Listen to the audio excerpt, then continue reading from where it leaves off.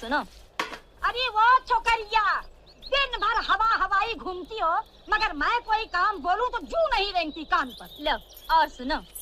अरे मौसी, तुम तो बस हुक्का पानी लेकर चढ़ जाती हो, सुनती तो हो नहीं। कौन सा काम कहा था तुमने?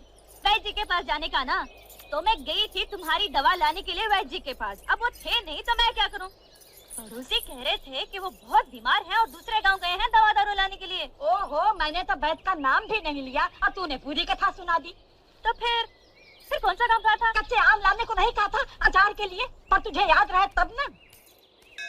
कच्चे आम? हाँ था तो था, अभी लाती हूँ। इमाम साहब, मैं आपको छोड़ दूं? कौन? बसंती? हाँ। आज तू है। कितने बरस हो गए मुझे इस गांव में। तू तो पैदा भी नहीं हुई थी, लेकिन आज तक मस्जिद की सीढ़ियां मैं बाद में उतरता हूँ। कोई न कोई सहारा पहले दे देता है। हाँ हाँ, तो क्यों नहीं देगा सहारा? क्योंकि ऐसा गांव में कौन है जो आपकी इज्जत नहीं करता हो? जो इज्जत करेगा, जो मान देगा, वो सहारा क्यों नहीं देगा? वो तो देगा सहारा। क्योंकि देखने वाली बात ये भी है कि इतनी बक कर लेती है तो अहमद को समझाती क्यों नहीं? तुझसे तो थोड़ा छोटा भी है उम्र में। क्योंकि हमें समझाना तो बहुत अच्छी तरह आता है इमाम साहब, और आपके बेटे को भी समझा सकते हैं। लेकिन देखने वाली बात ये है कि जब तक हमको ये नहीं मालूम हो कि हमें समझाना क्या है, तो फिर हम समझाएंगे कैसे? अरे भाई, अहमद का मामू जबलपुर में बीड़ी के कारखाने में मुलाजिम है। 300 रुपया तनख्वाह है। अच्छा? हाँ, कितनी बार मुझे लिख चुका है, अहमद मियाँ को यहाँ भेज दो, अपने सेठ जी से कहकर दफ्तर में रखवा देंगे। लेकिन ये अहमद है कि जाने को तैयार ही नहीं है। कहता है आप अकेले हो जाएंगे। कैसी हो दीदी? अरे भाई अहमद, हम तो ठीक हैं, लेकिन तुम ये बताओ, एक तो तुम 10 जमात पास भी हो, अंग्रेजी भी जानते हो, और तुम्हारे जबलपुर के मामू ने लिख भी दिया है कि तुम भी आ गई अब्बा की बातों में। जो मिलता है उसे यही कहते हैं। अरे भाई, बसंती ने पूछा, मैंने कह दिया। क्योंकि हमें बेफिजूल बात करने की आदत तो है ही नहीं। लेकिन सोच लो, ये कारखाना बीड़ी का है। जब तक दिल चाहा काम किया, नहीं तो आराम से बीड़ी पी ली। यानी कि ये तो वही मिसाल हो गई कि आम के आम गुठलियों के दाम। अरे क्या हुआ? आम? मैं तो फिर भूल गई थी। कच्चे आम। कच्चे आम? हाँ, कच्चे आम अचार के लिए।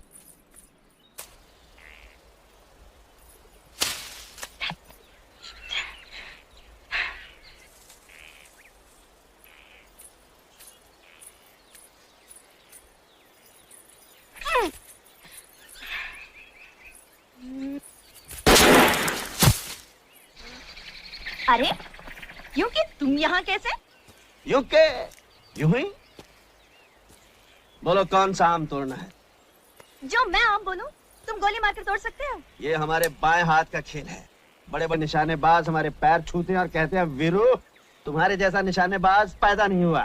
तुम तो बड़े निशानची लगते हो। हाँ, जेम्स बॉन्ड के पोते हैं ये। क्योंकि कौन है? अरे ऐसे तो ऐसे ही बड़बड़ करने की आदत है। हाँ तो बताओ कौन सा आम तोड़ूं? एक वो, एक ये, और एक ये।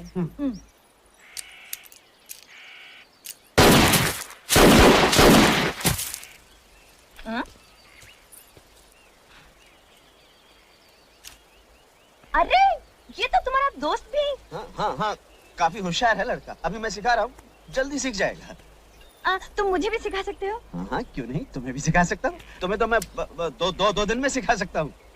2 दिन में सिखाओगे? बहुतों को तो इन्होंने 2 घंटे में सिखा दिया है। 2 घंटे में? अरे इसकी तो आदत है बक करने की। तुम्हें पिस्तौल चलाना सीखना है ना, तो इधर आओ। वो आम नजर आ रहा है? आ रहा है ना? हाँ। अब पकड़ो पिस्तौल, पकड़ो। और ये हाथ ऐसे ऐसे ऐसे यहाँ, और ये उंगली यहाँ। हाँ। और अब आंखें बंद कर लो।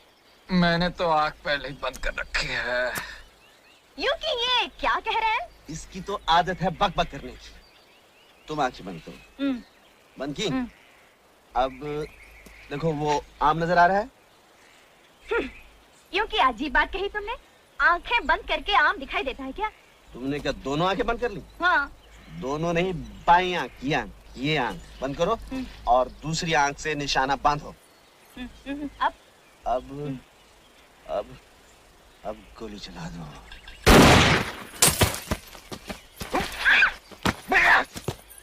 लग गया निशान। यूं कि हम सीख तो रहे थे गोली चलाना, लेकिन अब हमें दाल में कुछ काला लग रहा है। दाल? काला? काली दाल? मैं समझा नहीं। मगर मैं समझ गई। ये तुम शहर के लोग समझते हो कि हम गांव वालों को अकल तो है ही नहीं, लेकिन बसंती तुम जैसों को तांगे में बिठाकर गांव के 4 चक्कर लगाकर स्टेशन तक छोड़कर आ गया। बसंती, मैं तुम्हें पिस्तौल चलाना सिखा रहा था, तुम मुझे गलत समझ रही हो। मैं अच्छी तरह समझती हूँ, अच्छी तरह समझती हूँ। अब तुम यहाँ बैठकर चलाओ पिस्तौल। बसंती चलिए अपने घर। जय राम जी की।